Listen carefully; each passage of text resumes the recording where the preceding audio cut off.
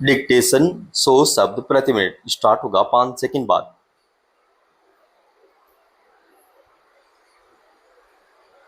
Start.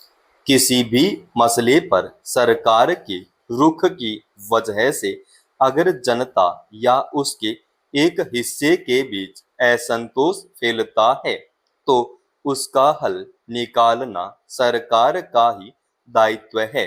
इस लिहाज से प्रधानमंत्री नरेंद्र मोदी ने युवाओं को संबोधित करते हुए अगर यह कहा कि प्रश्न पत्र लीक के दोषियों को सजा दिलाने के लिए सरकार ने त्वरित अदालतें स्थापित करने का फैसला किया है और युवाओं के भविष्य के साथ खिलवाड़ करने वाले किसी को भी बख्शा नहीं जाएगा।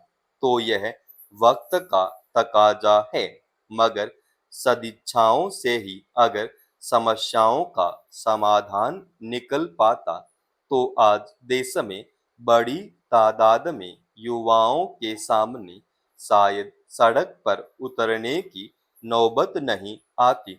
निश्चित तौर पर नीट 2026 के प्रश्न पत्र लीक होने और इसकी वजह से समूची परीक्षा का रद्द होना विद्यार्थियों के बीच असंतोष भड़कने का तात्कालिक कारण बना है। लेकिन सवाल है कि क्या यह प्रश्न पत्र लीक होने का कोई पहला मामला था?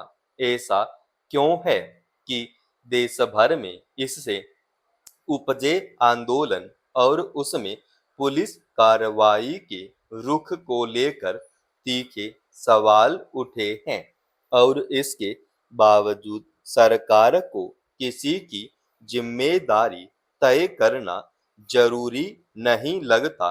प्रदर्शनकारियों की एक बुनियादी मांग है कि इसके लिए केंद्रीय शिक्षा मंत्री से इस्तीफा लिया जाए, लेकिन ऐसा लगता है कि सरकार की नजर में इस सवाल की कोई अहमियत नहीं है। वरना क्या वजह है कि इस मुद्दे पर देश के अन्य हिस्सों में भी आंदोलन का दायरा फैलने के बावजूद सरकार अब तक कोई ठोस कार्रवाई करती नहीं दिखी है? यह एक बड़ा कारण हो सकता है कि विद्यार्थियों के एक बड़े तबके के बीच सरकार की कथनी पर भरोसा नहीं बन पा रहा है।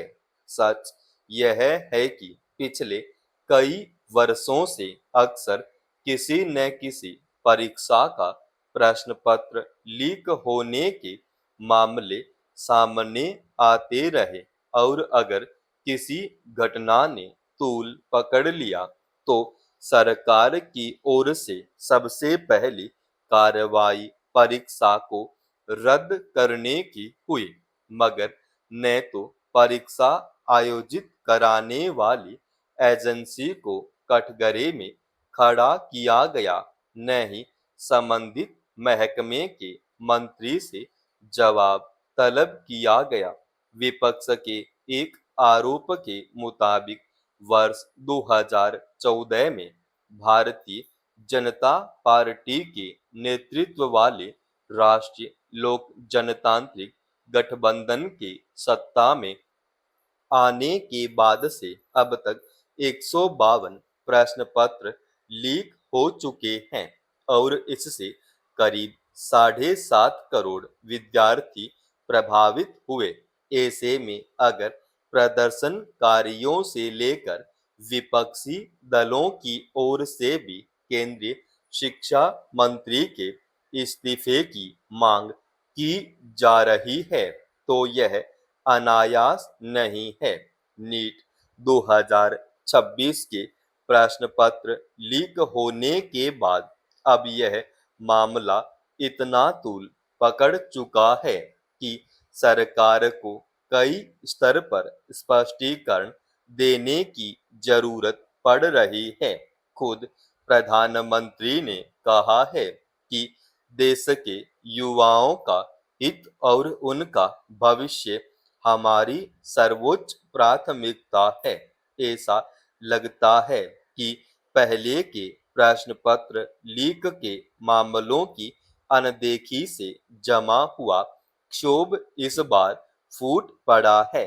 ऐसे में होना यह चाहिए कि सरकार की ओर से भविष्य में सब कुछ ठीक करने की सिर्फ सदिच्छा जताने के बजाय उच्च स्तर पर जिम्मेदारी तय की जाए और दोषियों के खिलाफ कार्रवाई के जरिए स्पष्ट संदेश दिया जाए, ताकि देश के युवाओं के बीच भरोसा पैदा हो। दिखाई होती और प्रदर्शनकारियों से संवाद किया होता तो शायद मामला इतना जटिल शक्ल नहीं अख्तियार करता। जम्मू कश्मीर में आतंकवाद को समूल नष्ट करने का अभियान वर्षों से चलाया जा रहा है, मगर वहां अक्सर हो रहे आतंकी हमले सरकार के इस दावे को कमजोर साबित करते हैं कि अनुच्छेद 370 को निरस्त करने के बाद घाटी में पहले से कहीं अधिक शांति और विकास का माहौल बन गया है, जबकि आतंकवादी आज भी अपनी हरकतों से बाज नहीं आ रहे।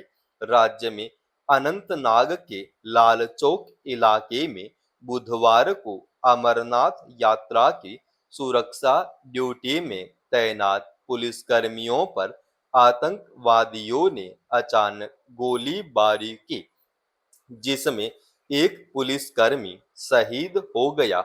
इस घटना से स्पष्ट है कि आज भी राज्य में आतंकवाद की धमक कायम है। इससे पहले भी आतंकी हमलों में सेना और पुलिस के जवानों के शहीद होने की घटनाएं होती रही हैं।